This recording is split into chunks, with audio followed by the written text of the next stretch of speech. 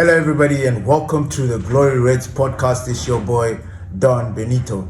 And today we are going to be reacting to the match, Manchester United versus Bournemouth, which Manchester United won 4-1. Yes, we beat Bournemouth 4-1. That is a team that did the double on us last season in the Premier League. For some reason, every game we played against them, we just couldn't figure them out. But I'm here to tell you that last night's game, or this morning's game, was completely different. And if there are people out there, aggregators out there, that are going to talk bad about Manchester United, that is a lie. I'm here to tell you that is a lie. And I'm going to discuss where the fine line is, because we understand that this is a preseason game, right? And everybody, since beginning of time, we don't pay too much attention to the preseason because it's preparation, right? But if you're somebody that follows your club, that understands what your team has been missing or understands what your team has been lacking, when you see or watch them play and you see something different, come on, we need to talk about it. We need to talk about it. And yesterday I saw plenty to that, like, even after the game, when I went back to sleep, I didn't have any trouble. It was just one time, like, I was just gone. So that's just, you know what, without further ado, ladies and gentlemen, let's drive straight into it. All right, so overall, I am pleased with our defense. I've been pleased with our defense for the past 3 years. I've been talking. Even since Eric Ten Hag, I've been pleased with our defense. We have got the defenders. We don't need to go out there and get, it wouldn't hurt. It wouldn't hurt to add another experienced, young, good defender in the mix around De Ligt, Yoro, Heaven, Friedrichsen, Dogu, Shaw. It would be good. Maguire, because, eventually we are going to get rid of Harry Maguire. But as a whole, the defense is solid. I looked at yesterday's game, I look at Harry Maguire, and I've never been so proud to have Maguire in my team. And I know that sounds weird, but he was solid. He didn't give off any signs of somebody that is declining. As a matter of fact, Harry Maguire seems to be improving, looking better. I don't know what that is, but we will talk more about that. Lenny Yoro, oh my days. Oh my days. Remember when I used to tell you that, guys, I need you to look at Lenny Yoro, and I want you guys to appreciate us stealing this player from Real Madrid. I still get chills. I'm still getting goosebumps when I think about it. The fact that we were able to snatch Lenny Yoro from the hands of Real Madrid. You guys don't understand how serious that is. And at the time, people were like, and he was injured. I'm looking at Lenny Yoro now, and I'm just like, I am just like, Lenny Yoro is the quintessential new hybrid defender. Like, he's the next generation 2.0 defender, whatever you want to call it, XG, whatever you want to call it. That is Lenny Yoro, the next best thing. Oh my days. And this defender is ours. Are you kidding?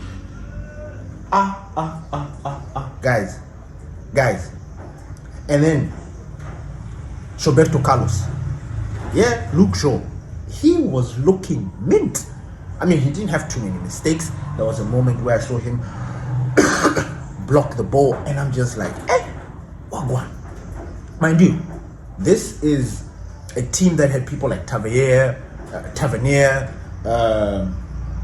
Muniz, not Muniz, Ivanilson,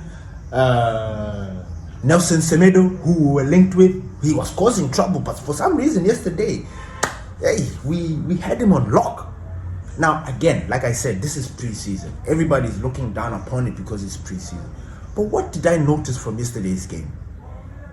there's one thing in particular that I noticed yesterday. Our team, for the first time in I don't know how long, and if you don't believe me, you have to watch the game, because that's the only way you can understand what it is that I'm telling you. Watching highlights and watch it doesn't happen. It will not work. These boys are fighting for each other. These boys are playing for each other. They are playing for the badge. Yesterday, I saw moments during the game where I was so impressed, because normally our players, if we get a bad pass, we don't fight for it. If another, like for example, if another player gives another player a bad pass, the player that has been given the bad pass doesn't go for that ball or doesn't try to make anything out of it. They don't try to bounce off mistakes from each other. Like if somebody makes a mistake, he just gives up, and then the other one, instead of trying to do something, I didn't see any of that. In fact, these guys were supporting each other on massive level. If one guy makes a mistake, there's this other one to collect. Yesterday, I noticed a level of composure on the ball. Like making sure that the pass gets to the man. That is something that was impressive to see. I don't know if it was short-lived. I don't know if it was because these guys knew that they brought in a crowd more than the Club World Cup. I don't know. Maybe they wanted to show off, but we were playing proper football. The ball was getting to the man. You know what I'm saying? Like, whew. So Casemiro in that game, he was good, but I have a feel. As a whole, he looked like he was the weak link because he misplaced a couple of passes.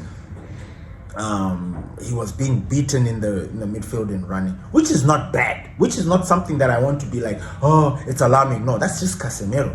Casemiro takes time. Like I told you, Casemiro is the type of player that needs to play game after game after game. Maybe by the 7th game, that's when he'll be firing from in all cylinders. So I'm not going to dwell too much in that, but it was a good game. Bruno Fernandes, the Magnifico. Now, I'm probably exaggerating when I say, oh, Bruno was amazing. No. Bruno changed his game yesterday. And I am not even starting to understand. When the gaffer explained it in his press conference, it was yesterday's game that I saw it come to life. He spoke about Bruno being in that. Bruno's going to be in that midfield. It is now who we are going to pair him with that's going to be the biggest question. Whether it is going to be Ugarte, whether it's going to be Casemiro, whether it's going to be Kobe Menu. We know that Toby Collier is going out, but his game was like mwah. So I'm confused. I don't know. There's a headache there for Amorim, but a beautiful headache. Beautiful headache. So Bruno Fernandes yesterday was conducting the orchestra like, I don't know. He was just there sitting and just, do you know what I'm saying? His passes was good. I looked at him yesterday and I pictured Vitinha. If you've been watching Champions League or the Club World Cup, and if you've actually paid attention to teams, if you've seen the role that Vitinha plays for PSG, that was the role that Bruno Fernandes was playing for us yesterday. He was all over the park, knitting passes, making sure that things are happening, gelling, collecting, running for the ball, going to ask for the ball from one side to the other side. He was all over the freaking place. Passing, it was good. Mason Mount, Jesus Christ. Pressing Mount, you know him. Pressing monster, Amad Diallo. Oh, Rasmus Højlund. Rasmus Højlund was good. He had one of his better games. I still think his first game, I think it was against, was it Leeds? No. Must have been West Ham. Okay. I'm going to be honest. Rasmus Højlund's improvements are there. They are there. I'm not going to sit here and shit on the player. No, his improvements are there. I feel like his improvements are a little too late. Yeah. They're too late. In the sense that what we're looking for right now from a striker, he needs to already have all those attributes on lock. And it seems like with Rasmus Højlund, we are allowing him to grow into himself, into that number 9 position, which is why he is now in the transfer market. Remember, there's a story that I'm going to get into about Benjamin Sesko after I finish with this Manchester United match reaction. But there's a reason why. He's good. Okay. First of all, I didn't see him get knocked off the ball this game. And when I say knocked off the ball, I mean it in the way that I always used to see it. Because Rasmus Højlund, every time he gets the ball, somebody just goes on behind his back, he goes down. I didn't see a lot of that. In fact, I don't think I saw that. One thing that I enjoyed seeing was him making runs, opening up channels, which is what we always expect our strikers to do. To create spaces for these guys to break in, whether he's going wide, whether he's going to the side. Whatever run that he makes, it opens up space for these players to attack. And he did a couple of that yesterday, which was very good. You look at the likes of Dogu yesterday, Ahmad, our wingbacks were bombing forward and getting a lot of opportunities. And this was because these spaces were open. Rasmus was running. He was doing the right thing. He was just not getting it. He scored his first goal, and that was it. For our number 9, we want him to score. We want him to at least score 1 assist and try and create some sort of problem for the opposition. Rasmus Højlund, after he scored that goal, it was just like it just turned down. It wasn't like he was a constant menace. So that's what the situation is, and it brings me now into this whole situation with Benjamin Sesko. Because as it stands, and I know I didn't report it yesterday because I was waiting for this, but anyway, Manchester United have prioritized Benjamin Sesko. It's such a coincidence. I don't know if it is God speaking to me or what, but I spoke about Benjamin Sesko yesterday. Just the moment I upload him, I just find out, and at this point, like, I didn't see the need of me coming back to start saying, oh, Manchester priority, because I'd spoken about it. But like I said, it felt like God was with me and be like, yo, just speak about Benjamin Sesko. Because in moments after our video went up, Manchester United confirmed that they are prioritizing Benjamin Sesko. Like, what is happening? What is happening with Manchester United? Huh? I don't know. Like, he's one of those strikers, again, one of those players that we just never thought this guy will come and be a part of Manchester United. Never. Just like Gyökeres, just like Frankie de Jong, players that we've been linked with for years. You look, Milenkovic, Savic, we've been linked with so many players. Even Osimhen. If we all, like, miraculously were about to bring in Osimhen, I would be so shocked. I would be puzzled. I would be like, what? And I would be so nervous about the deal, because I would be like, I'm only going to believe it once I see Osimhen holding the shirt and there with Barada or Wilcox. Otherwise, I'm not believing it. It's the same thing that I had with Gyökeres. I didn't want to entertain it because I just didn't trust Manchester United. And just like all these players that we don't have the confidence as United fans to say, yeah, we want this player, we can go and get this player, we can say this, we can say that. We don't have that confidence because history has shown us that, look, every player that we decide to go for, we always take at ages, and if another team comes into the race, we're going to lose that thing. The player has to be focused on United alone, and United needs to be focused on them alone. That was how it was. That's the only way Manchester United will get their player. This thing of duking it out with other clubs that are ready to spend the money, never really boded well with us. So, seeing us being linked to Benjamin Sesko, him impressed with the plans, the project, the way we are trying to get him and sign him. He's impressed. He's like, look, this is Manchester United. He understands that there will not be any Champions League football, but we need to get... Look, this team that we are assembling is guaranteed taking us to Europe.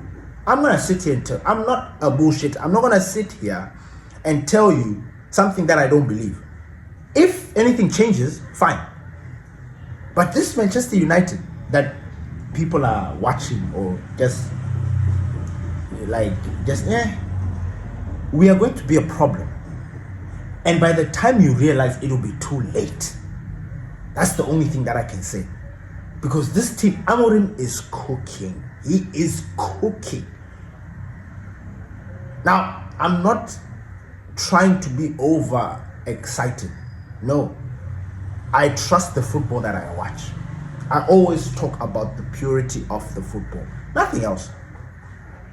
If I didn't feel, like, you see, even with this Arsenal opening, I'm not scared. Like initially, like before I was like, yeah, it's just gonna be another one of those games where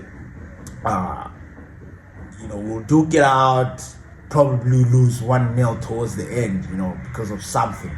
Not because Arsenal are better than us or anything like that. Nah. But, I always had this thing. But now I'm not. Like, now I'm like, yo, bring it on. Bring it on. Because I watched Arsenal. I've watched Liverpool. The only team that I'm yet to see is Man City. But I watched them during the World Cup, and Chelsea. So I already know how they're lining up and how they're going to look. But recently, I've been checking out Liverpool. Liverpool are strong, still strong. Like, don't get it twisted. They're very strong. Newcastle, I've seen them a couple of games. I watched Wolves. Tottenham, I've seen a game. I'm not too scared about Tottenham. Like, there's certain teams. I'm really excited about this, and I need to pay a little bit more attention to the other clubs just so that I can have a gauge or have a sense of what is going on. But I think as it stands, Manchester United so far, we are good. The substitutions came onto the game. Kobe Manu and Ugarte replaced Bruno Fernandes and Casemiro, with Toby Collier as well. Or was it Collier and Ugarte? And then Kobe Manu was in that number 10 position. Then we had that Mantanto. Then we had Obi. And then we had the young boy who scored, Williams. And then we had Diego Leon, who came on as a substitute as well. You could say he created the fourth goal because it was his energy that burst. He fell. I was thinking to myself, pass, idiot, pass. He's still got to learn. He's still a child. He's from Paraguay. I understand. That was a childish mistake that he did, but it worked in our favor because it was his tenacity and his drive. He fell down. The ball fell into Williams' legs. He just did his thing. Bang, golazo. That was it. So I was impressed. I wouldn't say that we had like a youngster breaking out this season. Like what Liverpool have and what Arsenal have. I think it's just a slow burner to this, a slow build up to it. We have had a lot of academies. These kids have been in and around the first team because we've been having issues. So I can completely understand. Mateus Cunha, people are asking what happened to him. The gaffer came out and said that it was fatigue. They are trying to manage his minutes. Brian Mbeumo is not ready. Remember, everybody else trained before going to the US. We bought Brian Mbeumo on the day we were traveling, or a day before, or some shit like that. So he hasn't had time to really fully integrate. He's training. He's having first trainings. He's there. I think the next game, or the game at Old Trafford against Fiorentina, I think we'll see Brian Mbeumo because I think he'll be within the same wavelength as the players. So he was good. Mateus Cunha, they were just trying to manage him just so that he doesn't get fatigued, which was good. I was happy.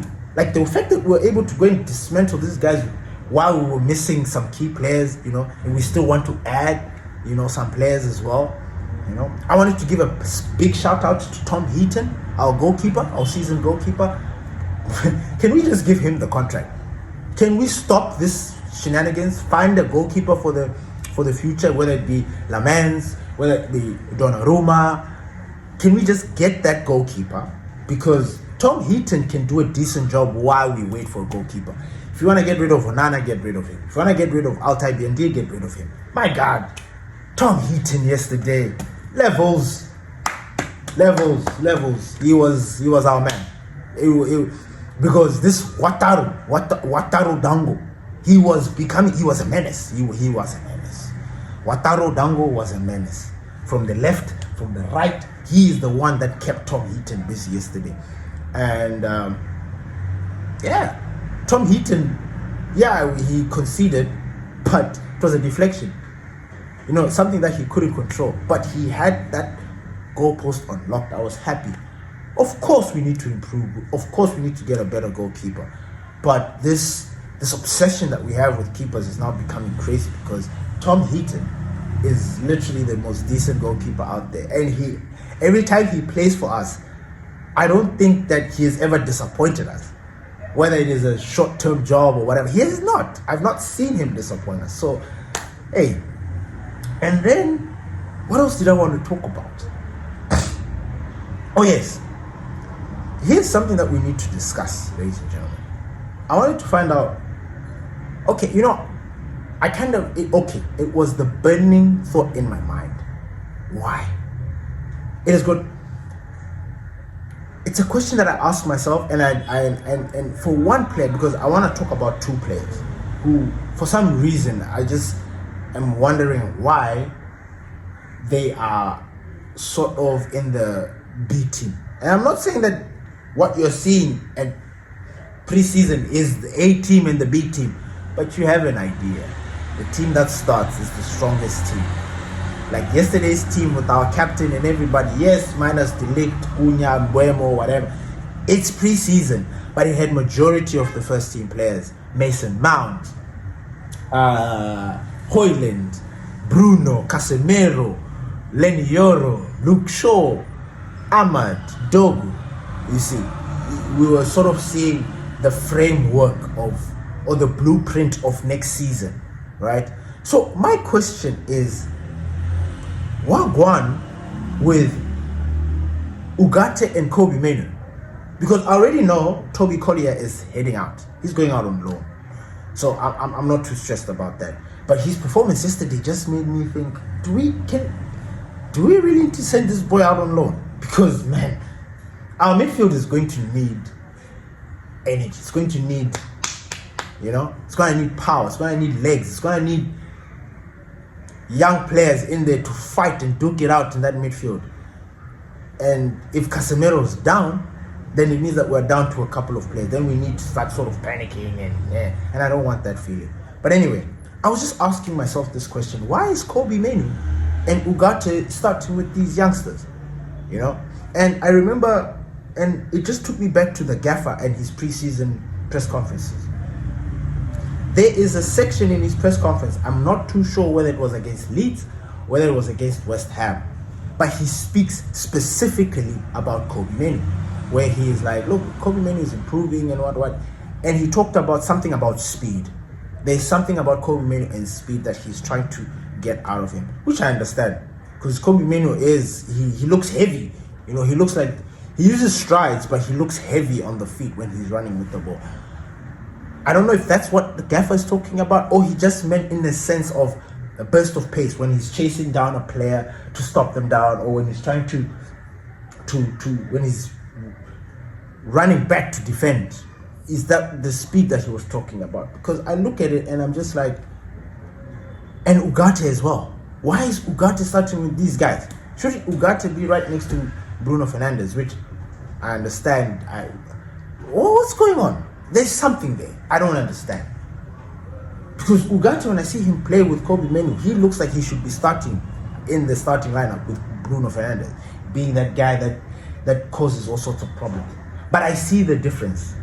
Because Ugarte likes to drift forward a little bit. He does.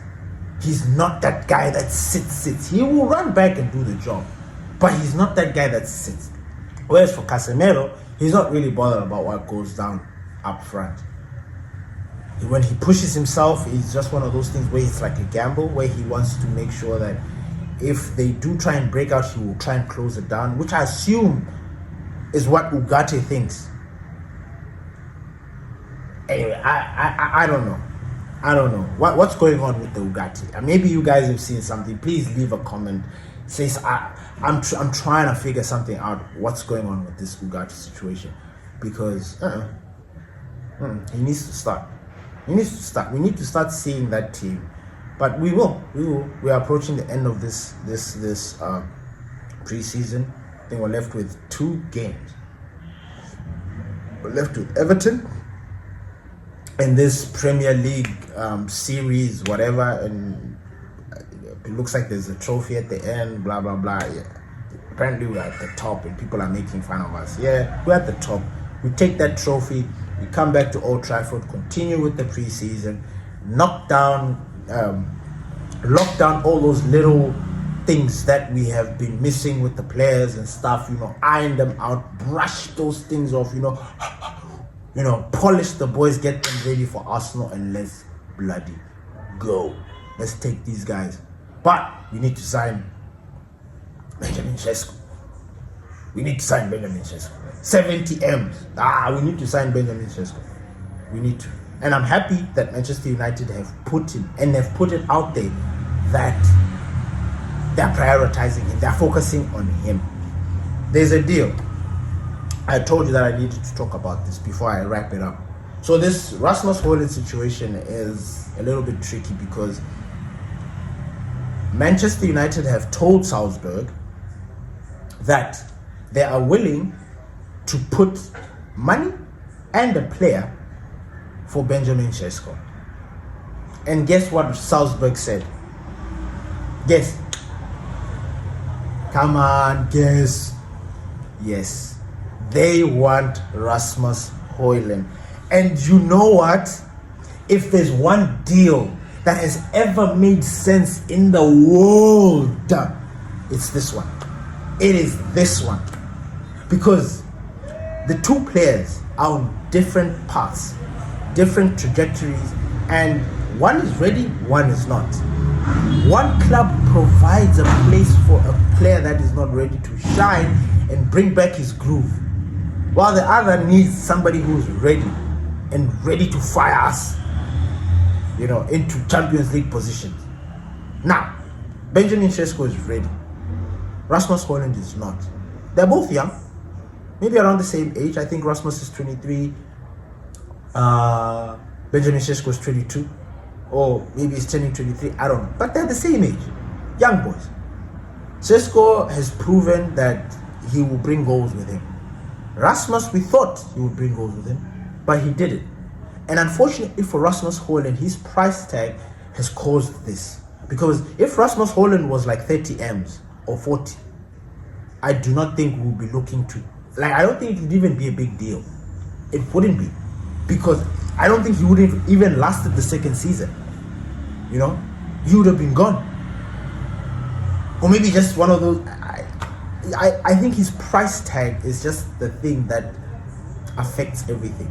And apparently these guys are proposing a swap deal. And this is by far the best swap deal information I've ever heard. Rasmus goes to Salzburg because they want Rasmus. Like, if you listen or if you read the reports, it's almost as if you know how Arsenal wanted a striker. You know how desperate the club was to get a striker. That's like how they are putting it. And I know it makes no sense because they have Benjamin Sesko, but they cannot take Benjamin Sesko to the next level. They can't. Manchester United can. We have the pedigree. We have the history. We are Manchester United, and for some reason, we are building a super squad. Ineos, I've been hating on you guys. I've been on your case about bullshit. But one thing that I can say hands down, and I'm not even going to fight it, is your ability to negotiate these deals. This is something new for us at Manchester United. I'm sorry. Like this level of negotiating, this level of going for players that we want, it's not part of us. It's not part of who we are. You know, we go for, we can set a target. Our priority is this guy, A. If Manchester City or Liverpool go for A, we are not looking at A anymore. We'll go for B. But B is wanted by everybody else. We go down the pecking order right up until ED. That's when we get our player. And then we try and sugarcoat it to make it look like, because he's joining Manchester United, maybe he will improve, maybe he'll step up his game. And in actual fact, it has made them even more scared. You know, they fear it because they're like, I'm such a small player in such a big pond, this giant of a club. What am I supposed to do? I'm going to be watched everywhere. Then people's lives just come and die. That's why it looks like everybody that comes to Manchester United, their life just comes there and dies. You know, but the system and things, the way things are moving right now in Manchester United, is good. That negative energy that was in the dressing room is out. It's gone. You know, Garnacho, sit at home there and play your PlayStation. Rashid is in Barcelona. Mess un club. And then Sancho is. Where is Sancho, by the way? You see these things. I know we're not talking about him because they didn't report, but what is he still negotiating? Why is he not still signed with Juventus or Napoli or whoever the fuck is looking for Sancho? Why? You see, these are players that have got no ambition. These are the Jesse Lingards that play around with the situation because they don't understand. Their football career is just and they're not getting any younger. So those are the ones. But yes, yesterday's game, I enjoyed it. I know a lot of people are saying it's just pre-season, and I could seem over positive, but I want you to understand that I'm not that person. I'm not. Because I don't want to mislead you. I don't want first game comes there, you'll be like, why isn't Bruno doing those things that you were saying that he was doing? Why is this guy like this? No, I want to tell you as it was, so that you can have an idea, so that people that just look at shorts and highlights, they cannot just say, hey, this is yesterday we played very well, minus a couple of niggles there, but overall game from start we dominated that game. Finished. Nobody can tell me anything. We were the boss of that game. It was so beautiful to see. And I kept asking myself, this is the fucking team that did the double on us. Like, and this team beat everybody, like all the big heavy hitters last season. They were taking them, putting them down to the sword. And then I also kind of dipped it because when you look at them, a couple of players are missing from their team. Kirkaz is gone. Dean Huijsen is gone. Zabani, he was playing, is about to be gone. They're players missing or whatever. So I understand. But that's the nature of the beast. This is the Premier League. We'll see how that goes. Thank you everybody for listening to the Glory Reds podcast. It's me, Don Benito. It was a lovely game.